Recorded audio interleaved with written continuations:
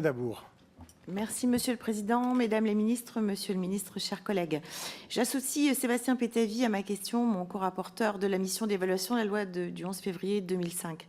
Je souhaite revenir sur la persistance des barrières d'âge dans l'accès à la prestation de compensation du handicap.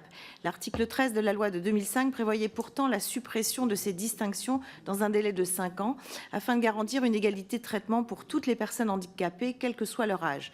20 ans plus tard, cette promesse reste inachevée. Si la limite de 75 ans a été levée, celle des 60 ans demeure et continue de créer des inégalités profondes. Une personne devenue handicapée avant 60 ans relève de la PCH, calculée selon ses besoins, tandis qu'une autre, victime du même accident après 60 ans, est orientée vers l'APA, un dispositif moins favorable et soumis à conditions de ressources.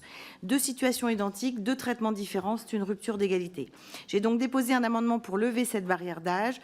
Un deuxième amendement proposera la création d'une PCH unique pour une approche plus inclusive et personnalisée qui tienne compte des besoins globaux du bénéficiaire. Ces deux amendements correspondent aux recommandations 8 et 10 de notre rapport d'évaluation. Madame la Ministre, soutiendrez-vous ces deux évolutions? Il y a une évolution qui est une dépense, une deuxième évolution qui pourrait engendrer des économies. Voilà, merci pour votre réponse. Merci beaucoup. Madame Parmentier-Lecocq. Merci Madame la députée. D'abord, je voudrais saluer vos travaux ainsi que ceux de Monsieur Pétavy et en profiter pour lui adresser un petit salut amical puisque je sais qu'il est souffrant aujourd'hui et que c'est pour ça qu'il n'est pas avec nous.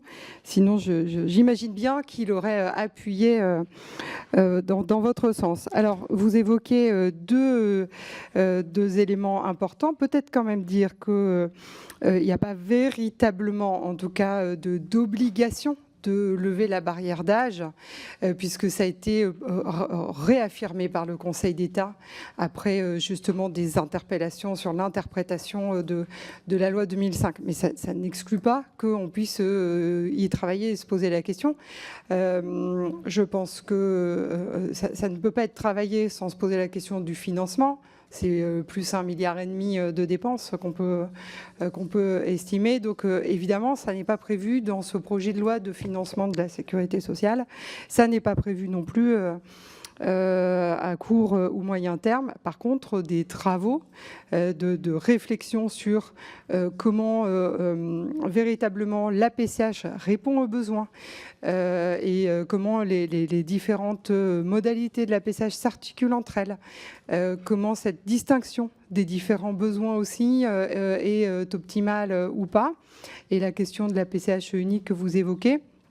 Ça fait l'objet d'une proposition de groupe de travail que je souhaite lancer à l'issue de l'ensemble des travaux qui ont été présentés, dont le vôtre et celui de Monsieur Pétavy, suite à l'évaluation de la loi 2005. On voit bien que ce sont des préoccupations qui sont portées par de nombreux acteurs, mais les mêmes acteurs eux-mêmes expliquent que ça nécessite des réflexions très approfondies, puisqu'on ne répond pas non plus, à travers chacune de ces prestations, on ne répond pas non plus aux mêmes besoins. Et donc, on ne peut pas non plus aller trop vite vers une logique, par exemple, de prestation de compensation unique. Très bien, j'en profite moi aussi pour adresser des